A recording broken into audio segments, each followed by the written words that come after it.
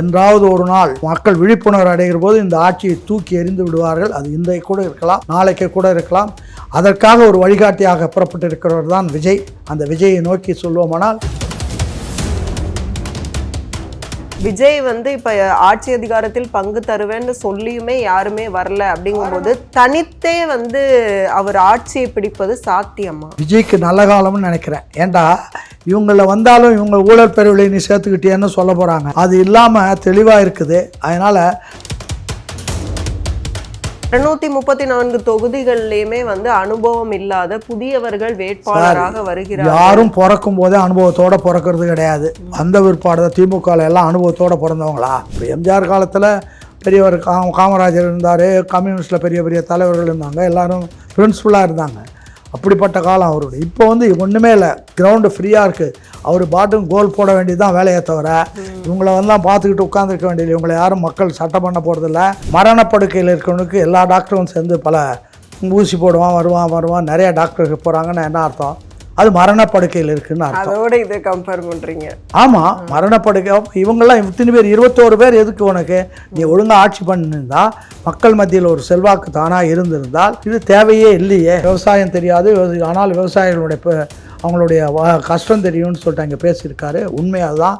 நான் அதே தான் சொல்கிறேன். விவசாயிகள் வந்து விவசாயம்தான் உண்மையான உற்பத்தி. பாரதிதாசன் ஒரு இடத்துல சொல்லுவார், ஏமாந்த காலத்தில் ஏற்றம் பெற்றோம் மக்களுக்கு புல்லளவு மதிப்பேனும் தருகின்றானா அப்படின்னு ஒரு இடத்துல கொள்வார். அது மாதிரி இவங்க புல்லளவு மதிப்பு கூட தர்றதில்லை, ஏமாத்துறதுக்காக இப்போ பணம் தர்றாங்களே தவிர உண்மையான மதிப்பு கொடுக்குறதா இருந்தால் ஆரம்பத்தில் ஆட்சிக்கு வந்து அன்னைக்கே அவங்க கொடுத்துருக்கணும்.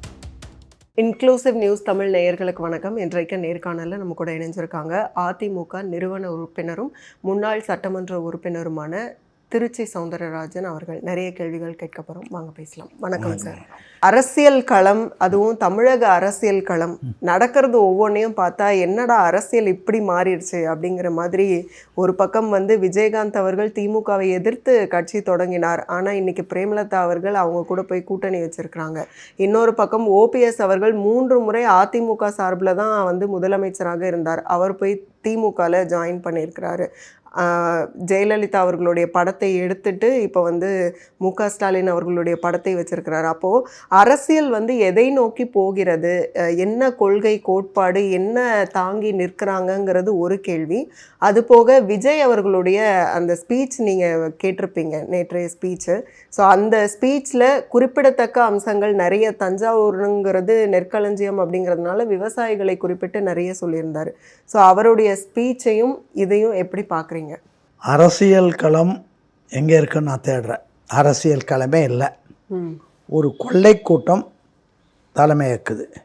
அதுக்கு துணையாக பல கொள்ளை கூட்டங்கள் இருந்தவங்க பூரா கொள்ளை கூட்டங்களாக மாறிட்டாங்கன்றதான் இன்றைக்கி இருக்கிற நிலைமை. அரசியல்னால் மக்களுக்கு தொண்டு செய்வதற்கு ஆளுங்கட்சி ஒன்று இருக்கும்.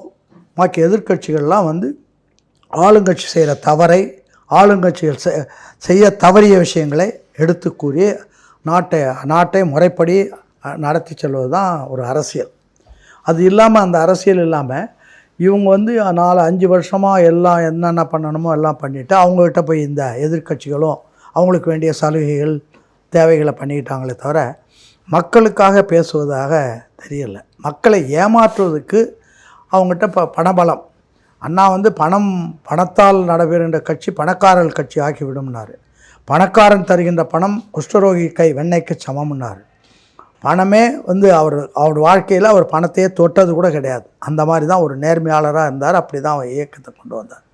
இவங்க பூரா இப்போ இருக்கிற பணபலத்தை வைத்துக்கொண்டு, ஆட்சி அதிகாரத்தை வைத்துக்கொண்டு, ஆட்சியில் இருக்கிற பணத்தையும் வைத்துக்கொண்டு, அவ்வளவையும் வைத்துக்கொண்டு மக்களை ஏமாற்றுவதற்குரிய கடைசி கால திட்டங்கள். அதாவது மரணப்படுக்கையில் இருக்கிறவனுக்கு எல்லா டாக்டரும் சேர்ந்து பல ஊசி போடுவான், வருவான் நிறைய டாக்டருக்கு போகிறாங்கன்னு என்ன அர்த்தம்? அது மரணப்படுக்கையில் இருக்குன்னு அர்த்தம். அதோட இதை கம்பேர் பண்ணுறீங்க? ஆமாம், மரணப்படுக்கை. இவங்கெல்லாம் இத்தனை பேர் 21 பேர் எதுக்கு உனக்கு? நீ ஒழுங்காக ஆட்சி பண்ணியிருந்தா, மக்கள் மத்தியில் ஒரு செல்வாக்கு தானாக இருந்திருந்தால் இது தேவையே இல்லையே. நீங்க எப்பவுமே சொல்லுவீங்க ஆளுங்கட்சிக்கு கூட்டணி எதுக்கு அப்படின்னு. இப்ப நிலைமைய பார்த்தா தனியா வந்திருக்கக்கூடிய விஜய் தான் வந்து கூட்டணியே இல்லாமல் இருக்கிறாரு தவிர மத்தவங்க எல்லாருமே வந்து எங்க அணில இவ்வளவு பேரு அப்படின்னு கூட்டணி பலத்தை காமிக்கிறாங்க. அதாவது என்ன ஆச்சுன்னு தலைமுறையில எல்லா கட்சியையும் கெடுத்தாச்சு. அவங்களுக்கு ஆசைகளை உருவாக்கியாச்சு. அதிகார மையத்தை வைத்துக்கொண்டு அவங்க இருக்கிறவங்களுக்கு சபலங்களை உருவாக்கி அவங்கள வந்து தன்னுடைய அடிமைகள் ஆக்கி அவங்க செய்ய வேண்டிய கடமைகள் எல்லாம் எதிர்க்கட்சியாக இருக்கிறவங்களுக்கு நிறைய வேலை இருக்குது. அன்றாடம் வாட்ச் டாக்ஸ் பார்த்துக்கிட்டு நாட்டில் என்ன நடக்குது, எங்கே பாதிக்கப்படுறாங்க, என்ன பண்ணணும், போகணும் வரணும்னு சொல்லிட்டு பார்க்கணும். பார்த்து அரசாங்கத்துக்கு சொல்லணும், அதுக்கு வேண்டிய போராட்டங்களை நடத்தணும், மக்களை திரட்டணும். தன்னுடைய கட்சி அப்போ தான் வளரும். இப்போ காங்கிரஸ் கட்சியினுடைய பரிதாப நிலை என்னென்னா, நேற்று கூட கேட்குறாங்க, உங்கள்கிட்ட யார் இருக்கிறா, நாங்கள் தான் பூத் கமிட்டிக்கே போடணும். இது வந்து அவங்களா தேடிக்கிட்ட ஒரு அவல நிலைமை. எப்போ தேடிக்கிட்டாங்கன்னா 67 நீ திமுக உங்களை தோக்கடித்த பிற்பாடு தோற்று போகிறது ஒன்றும் தப்பு கிடையாது, தோல்வினா தப்பு கிடையாது. தோற்ற பிற்பாடு நீ வந்து அதை எடுத்து திரும்பவும் அதை வந்து நீ ஒழுங்காக நடத்திக்கிட்டு இருக்க வேண்டியது தவிர, ஜெயிச்சவங்க காலிலே போய் விழுந்து அவங்ககிட்ட 4 பேர் மேல் மட்டத்தில் இருக்கிற 4 பேர் பதவி ஆசைப்பிடிச்சு அதை வச்சுக்கிட்டு நம்ம மேலே போனால் டெல்லியில் உட்காரலாம், இங்கே உட்காரலாம்னு நினச்சி பண்ணது முதல் வேலை. இவங்களாவே அந்த விஷத்தை அறிந்து இருக்கிறார்கள். யார்? காங்கிரஸ். அதே மாதிரி மற்ற கட்சிகளும் கூட இன்றைக்கு ஆளுங்கட்சியோட லாலி பாடுறது வந்து அவங்களுக்கு தொண்டர்களை நினைக்கிறாங்களா, மக்களை நினைக்கிறாங்களா? அப்போ இந்த ஆட்சி தப்பு செய்யலையா, ஊழல் பண்ணலையா, லஞ்சம் வாங்கலையா, இவங்களோட போய் கூட்டு சேர்ந்தால் கூவம் இருக்குது. கூவத்தில் போய் நீங்கள் குளிச்சிங்கன்னா நீங்கள் என்ன உங்கள் மேலே வணக்கவா செய்யும். அதனால் இவங்கெல்லாம் போய் அங்கே போய் சேர்ந்ததுன்றதே முதல் தவறு. உன்னுடைய கட்சி வேலையை நீ பார்க்க. கட்சினா பொது தொண்டுக்கு வரணும். எந்த கொள்கையை சொல்கிறோ அந்த கொள்கையை சொல்லி மக்களை தயார் பண்ணி மக்களுக்கு ஏற்படுகிற எத்தனையோ பிரச்சனைகள் இருக்குது. இன்னும் சொல்லப்போனால் ஒரு உதாரணத்துக்கு நான் சொல்கிறேன். இப்போ ஒருத்தர் 60-70 வயசு வரைக்கும் ஒருத்தர் சம்பாரித்து எல்லாம் பண்ணி குடும்பம் வச்சுருக்கார். திடீர்னு இயற்கை சூழ்நிலையில் வெள்ளம் வந்தோ இது வந்தோ அடிச்சிட்டு போனால் அவன் பூரா வாழ்க்கை போயிடுச்சு.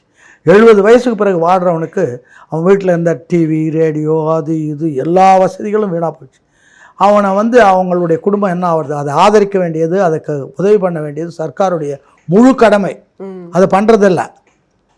அதை அங்கே இங்கே ஆச்சுன்னு சொல்லிட்டு டெல்லியிலேருந்து பணம் வாங்கிறதுக்கு முயற்சி பண்ணாலே தவிர, இல்லைன்னா வந்தால் ஒரு 5000-10,000 தராங்களே. என்னுடைய கேள்வி, அவங்களுக்கு அவங்களுக்கு என்ன டேமேஜ் ஆச்சோ அவருக்கு புதுவும் ரீஎம்பர்ஸ் பண்ண வேண்டியது ஒரு அரசாங்கத்தினுடைய கடமை. அதை செய்யலை. அது யாரும் மக்களும் கேட்கல, எதிர்க்கட்சிகளும் அதை குறிப்பிட்டு கேட்கறதுக்கு கிடையாது. ஏதோ அவங்களுக்கு 1000 கொடுத்தா போதும், இவனுக்கு 2000 கொடுத்தா போதும்னு ஏமாத்திடுறாங்களே தவிர, அதோடு அவனுடைய வாழ்க்கையை அன்றைக்கி 70 வயசு வரைக்கும் அவன் வாழ்ந்த வாழ்க்கை இருக்குது பாருங்கள்.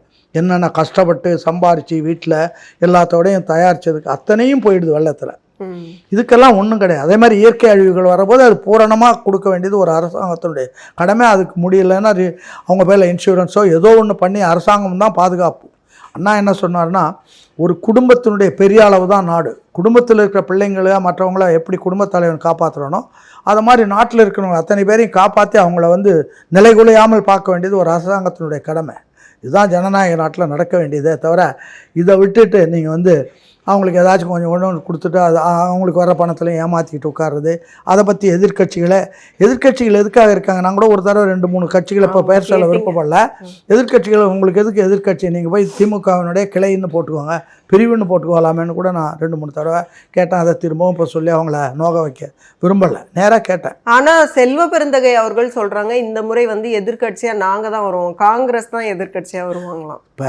இப்போ என்ன நடந்திருக்குன்னு சொன்னால், இவங்க முறிகிற மாதிரி ஒரு சூழ்நிலை வந்தால் கட்சி உடையும்ன்றதை இவங்களே கிரியேட் பண்ணுறாங்க.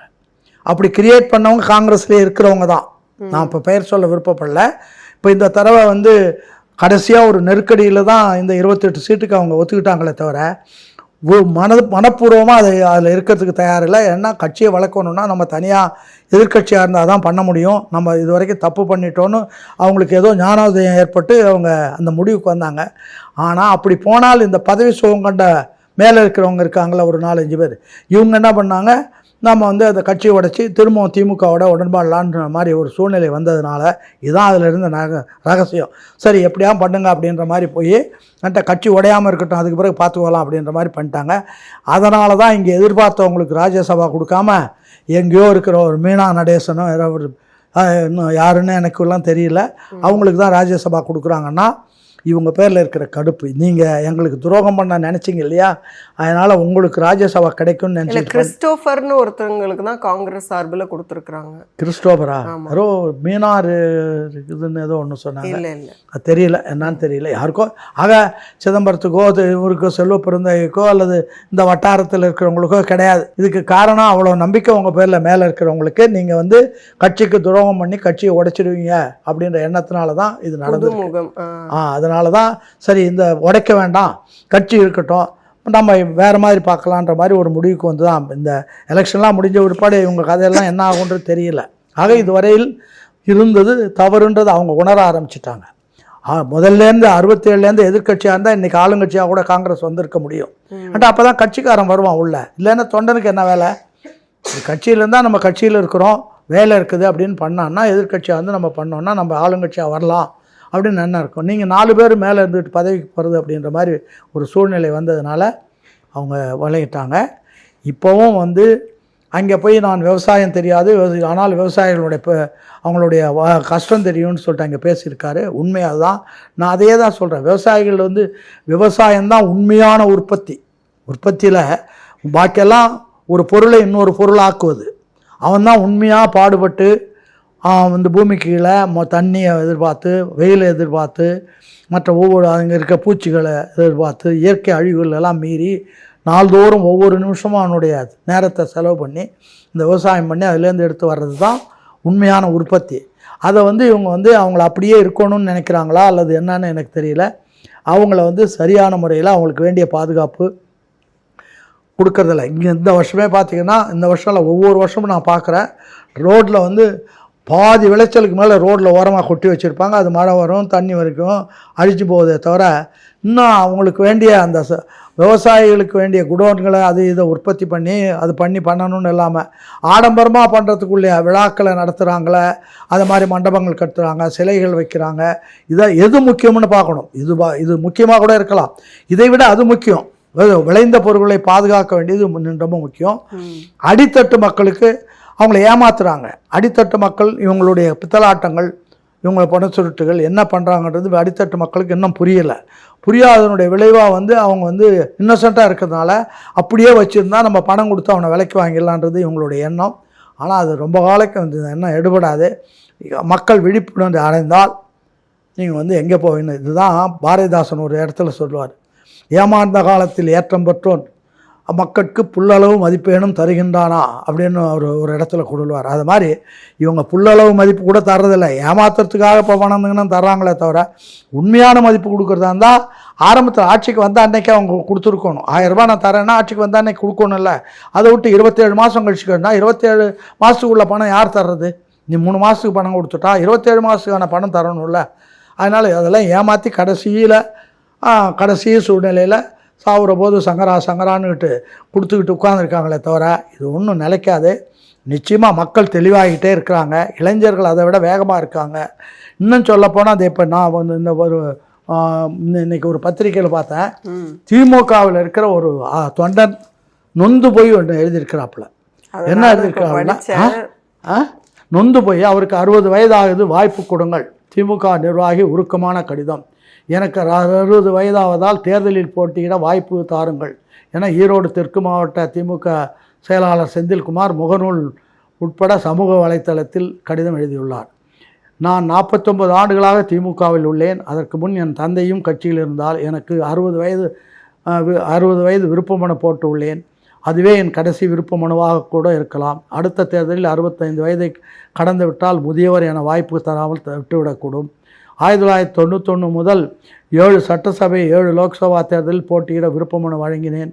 ஆனால் அது மாதிரி அவங்களுக்கு தொண்டர்களுக்கு வாய்ப்பில்லை. உங்களை சுற்றி ஒரு வட்டம், அவங்கள வச்சுக்கிட்டு அவங்க பிள்ளைங்க அவங்க அப்படின்னு வச்சுக்கிட்டு அந்த காலத்தில் இதில் யூரோப்பியன் கண்ட்ரியில் நோபல்ஸ் அண்ட் லார்ட்ஸ்ன்னு இருப்பாங்க, அதை மாதிரி கிரியேட் பண்ணி வச்சுக்கிட்டு மக்களை இருக்கீங்க.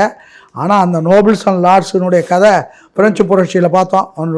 ரொட்டி இல்லைன்னா பிரெட் சாப்பிட்றான்னா அடித்து பாஸ்டல் சிறைச்சாலையெல்லாம் உடச்சிக்கிட்டு வந்தாங்க. அது மாதிரி மக்கள் என்றாவது ஒரு நாள் அவங்களுடைய மக்கள் விழிப்புணர்வு அடைகிற போது இந்த ஆட்சியை தூக்கி எறிந்து விடுவார்கள். அது இன்றைக்கு கூட இருக்கலாம், நாளைக்கு கூட இருக்கலாம்.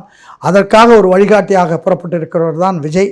அந்த விஜயை நோக்கி சொல்லுவோமானால் நிச்சயமாக இந்த நாட்டில் ஒரு மிகப்பெரிய விழிப்புணர்ச்சி ஏற்படும், நாட்டிற்கு நல்லது நடக்கும். இப்ப இந்த எலெக்ஷனை பொறுத்த வரைக்கும் இந்த களத்துல விஜய் இப்ப ஆட்சி அதிகாரத்தில் பங்கு தருவேன்னு சொல்லியுமே யாருமே வரல அப்படின்னு தனித்தே அவர் ஆட்சியை பிடிப்பது சாத்தியமா? இல்ல, விஜய்க்கு நல்ல காலம்னு நினைக்கிறேன். ஏண்டா இவங்கள வந்தாலும் இவங்க ஊழல் பெருவிலை நீ சேர்த்துக்கிட்டேன்னு சொல்ல போறாங்க. அது இல்லாம தெளிவா இருக்குது. அதனால நீ மாத்திரம் யாரு, நீ ஊழல் பேர் வழியை தானே சேர்த்துக்கிட்ட போன வந்தான்னு சொல்கிறத விட தனியாக அவருக்காக பாடுபட்ட இளைஞர்கள், அந்த உணர்வுள்ள இளைஞர்கள், அந்த உணர்வுள்ள சமுதாயத்தில் நீ கொண்டு வந்தேன்னா இப்போ காங்கிரஸு கீழ்த்தளத்தில் ஒன்றும் பெரிய அளவு இல்லை. காரணம் அவங்களே கெடுத்துக்கிட்டது. அது பேரை பிராண்டை தான் வச்சுக்கிட்டு இருக்காங்களே தவிர வேறு ஒன்றும் இல்லை. அதை இந்த தடவை திமுககாரங்களே போட்டு உடச்சிட்டாங்க. அவங்ககிட்ட என்ன இருக்குது, ஒன்றும் இல்லை, நீங்கள் போனால் போங்க வந்தா வாங்கன்ற அளவுக்கு கேவலமாக போயிடுச்சு நிலைமை. அதனால் காங்கிரஸ் வராததுனால ஒன்றும் பெரிய ஆபத்து இல்லை. அப்போ 234 தொகுதிகள்லையுமே அனுபவம் இல்லாத புதியவர்கள் வேட்பாளராக வருகிறார். யாரும் பிறக்கும் போதே அனுபவத்தோடு பிறக்கிறது கிடையாது.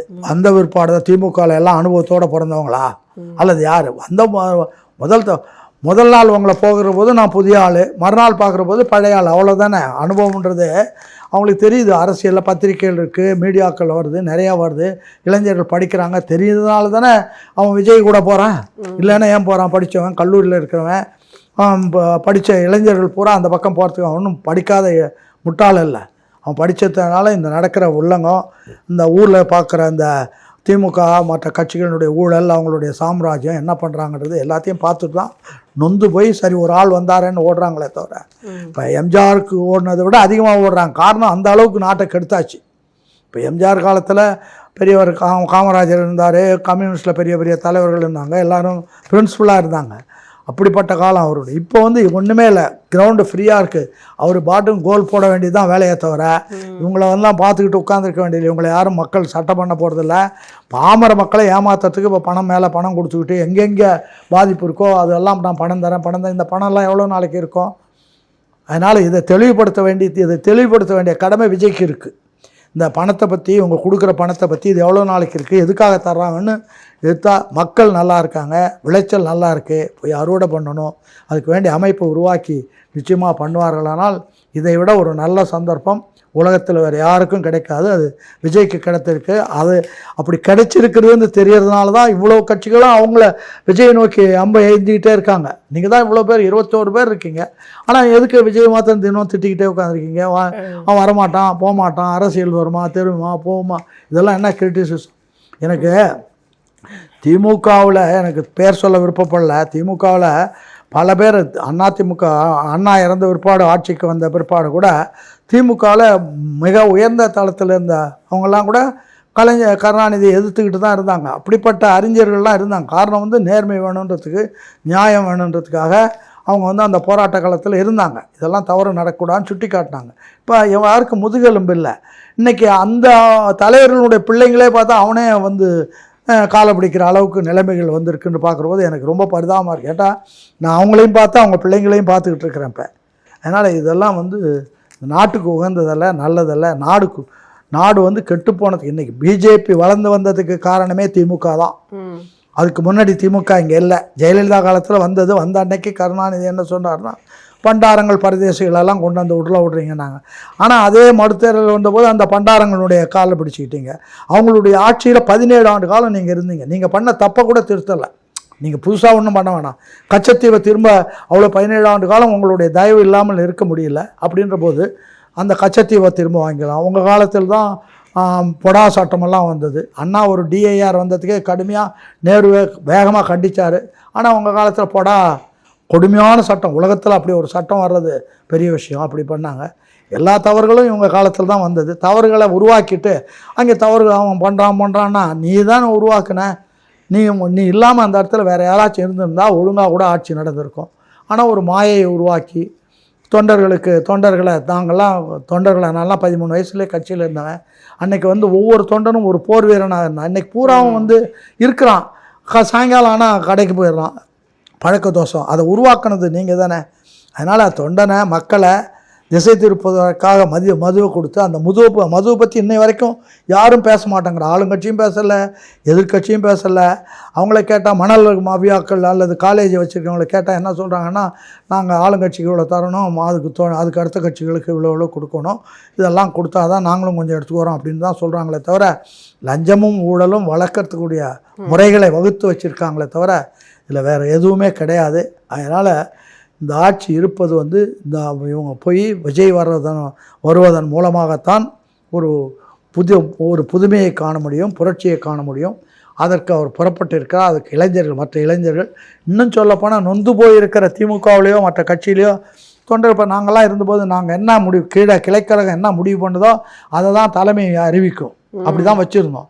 இன்றைக்கி கிளைக்கழகம்லாம் ஒன்றும் இல்லை, இவங்களே மேலே உட்காந்து 10 பேர் முடிவு பண்ணிட்டா அவனுக்கு இப்போ இதுக்கு பூத் கமிட்டிக்கு பணம் போச்சா, அவனுக்கு போச்சா, இவனுக்கு போச்சா, அது போச்சா, அவங்கள வேலை வாங்குறது, வேலைக்காரர்களாக மாற்றிவிட்டு தொண்டர்களை, கொள்கை மறவர்களை வேலைக்காரர்களாக, கூலிக்காரர்களாக மாற்றிவிட்டு ஆட்சியை நடத்தி கொண்டிருக்கிறார்கள். இதெல்லாம் அவங்கள கூலிக்காரரை மாற்றணும், விழிப்புணர்வுகளோட சாராயத்தில் முழுகடிக்கணும், மக்களுக்கு பாமரர்களாக வச்சுக்கிட்டு அவங்களுக்கு பணம் கொடுத்துடணும். இவ்வளோ தில்லுமுள்ளுகளை பண்ணி ஒரு ஆட்சி திரும்பவும் வருமானால் இன்னும் நாட்டுக்கு விடிவு காலமே வராது. எதிர்க்கட்சிகள் இந்த அளவு கெட்டு போகும்னு நான் நினைக்கல. எதிர்க்கட்சிகள் தான் இவ்வளோ தவறுகளுக்கும் மூல காரணம். உட்கார்ந்து அவங்களே சிந்திச்சாலே நாம் தான் தப்பு பண்ணிட்டோன்னு அவங்க மனசாட்சியை உறுத்தும். அதனால் இதெல்லாம் எண்ணி பார்த்து நடக்க வேண்டியது அவங்களுடைய கடமை. தொண்டன் ஒன்று திமுக தொண்டன் இந்த பெரிய அறிக்கை கொடுத்துருக்காப்புல, இதை படிக்க முடியாது. ஆனால் என்னன்னா, அன்னைக்கு திமுகவில் இருக்கிற தொண்டர்கள் அவன் எப்போ கீழேருந்து உழைக்கிறான்ல, அவன் எப்போ மேலே வர முடியும்? நீங்கள் 10 பேரை சேர்த்து வச்சுட்டு அவன் பிள்ளை, அவன் மாமன், மச்சான் அப்படின்றது மாத்திரம் கொடுத்துட்டு பாக்கி பேரெல்லாம் கூலிக்காரனாக மாற்றினா தொண்டருக்கு உழைக்கிறவனுக்கு எங்கே அந்த வாய்ப்பு இருக்க முடியும்? அதனால் முடியாது. அதுக்கு அடையாளம் தான் இந்த ஈரோடு தோழர் ஒருத்தர் செந்தில்குமார் அவர் கொடுத்துருக்குற அறிக்கை. அது கூட தினமலரில் 3 காலத்தில் போட்டு வச்சுருக்காங்க. இதெல்லாம் நாட்டு உண்மை எப்படி இருந்தாலும் ஒரு நாள் வெளியில் வரும். வெளியே வர்றபோது மக்கள் விழிப்படைகிற போது யார் நம்மளை ஏமாத்துறாங்க, இவர்கள் யார், எங்கேருந்து வந்தார்கள், எப்படி பண்ணாங்க அப்படின்றதெல்லாம் தெரிய வரும். இப்போ 2026 எலெக்ஷனு விஜய் புதியவராக வந்திருக்கிறாரு. அவரோட பெர்ஃபார்மன்ஸ் சோஃபார் நீங்கள் பார்க்குறீங்க, போதுமானதாக இருக்கா ஒரு ஆட்சி அமைக்கிறாங்க? ஆட்சி அமைக்கிறதுக்கு 3வது படித்த காமராஜர் முதல் மந்திரியாக வந்தார், 3வது படித்த எம்ஜிஆர் முதல் மந்திரியாக வந்தார், 9வது படித்த கருணாநிதி மந்திரியாக வந்தார்.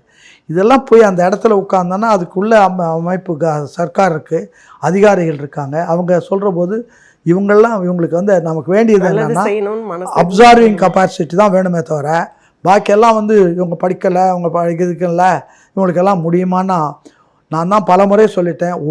நான் திரைப்படத்தை பார்த்தேன். ஒரு திரைப்படம் எடுத்து வழியில் ஒருத்தர் நடிச்சுட்டு அதோடு போகிறவங்கள அந்த திரைப்படத்தினுடைய நூக்கண்கான ஆரம்பத்துலேருந்து பிடிச்சி பார்த்தீங்கன்னா பல்வேறு பிரச்சனைகளுக்கு உள்ளே வருது. அதெல்லாம் இப்போ எம்ஜிஆர் காலத்துலலாம் ஒரு படம்ன்றது அவர் தான் எல்லா இடத்துலையும் அவர் இருப்பார். அவர் அது எல்லாத்தையும் தெரிஞ்சுக்கிட்டு எங்கெங்கே என்ன கோளாறு இருக்குது பார்க்க அவங்கள எல்லாம் திருப்திப்படுத்தி ஆயிரக்கணக்கான மக்களை ஆயிரக்கணக்கான அந்த சர்வீஸ் பண்ணுறவங்களெல்லாம் திருப்திப்படுத்தி தான் ஒரு இயக்கத்தை பண்ண முடியும். அதில் ஏற்படுகிற அனுபவம் அப்படியே இதில் வச்சுக்க வேண்டியதுதானே தவிர இது ஒன்றும் பெரிய முடியுமா முடியாதான்றதை நான் முதலே சொன்னேன். நீங்கள் கல்யாணமே பண்ண முடியாது, என்ன பண்ணுறது, இந்த பொண்ணு குழந்தை போல வைக்க மாட்டாங்கன்னு சோதனை நினச்சிக்கிட்டு இருந்தால் எந்த காலத்தில் முடியாது. அதனால் எல்லாம் பண்ணுங்க, பார்ப்போம், அதுக்கு பார்ப்போம். இப்போ இருக்கிறவங்க வேஸ்ட்டுன்னு ஆயிடுச்சு, ஊழல்னு ஆயிடுச்சு, லஞ்சம்னு ஆயிடுச்சு, நாட்டுக்கு கேடு பயப்பவர்கள்னு ஆயிடுச்சு. அதனால் தள்ளிட்டு வர்றது ஒரு ஆள் வரட்டுமே, வந்தால் அவங்கள வரவேற்போம், அவங்க நல்லது நடப்பதுக்கு நம்ம உற்சாகப்படுத்துவோம் அப்படின்றது தான் என்னுடைய கருத்து. ஓகே, மிக்க நன்றி. வணக்கம்.